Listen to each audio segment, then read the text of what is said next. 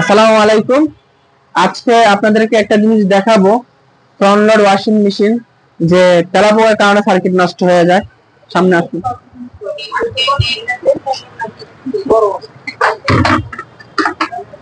এটা হচ্ছে শার্পের front loading washing machine. এই ওয়াশিং মেশিনের পার্টস বা সার্কিট অ্যাভেলেবেল নাই, কোম্পানি এগুলো এখন আর আনে না। তো এটার হলো যে ওই যে তেলাপোকা নষ্ট করে ফেলছে। তো তেলাপোকা নষ্টের কারণে সার্কিট চলে না, হ্যাং হয়ে থাকে। তো আমরা আজকে এটার যে সার্কিটটা এটা খুলে রিপেয়ার করার চেষ্টা করব। তো এই যে এখানেও ভিতরেও তেলাপোকা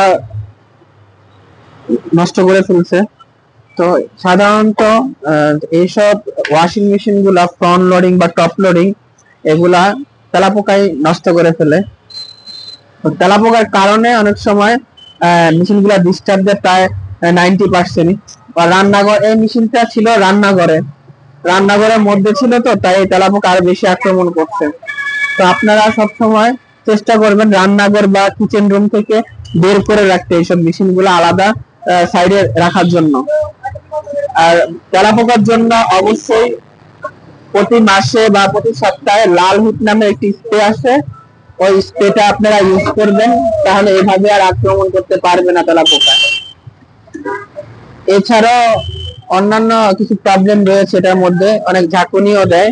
তো এটা ঝাঁকুনির কারণ হচ্ছে যে পিছনের নিচে স্পাইডার থাকে, স্পাইডার গুলা খারাপ হলে এই ধরনের ঝাঁকুনি প্রবলেম দেয়। তো আমরা আপনাদেরকে এটা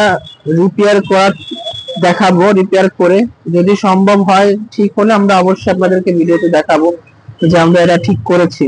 আর না হলে এটাকে মডিফাই করতে হবে বা অন্য কোনো ব্যবস্থা নিতে হবে।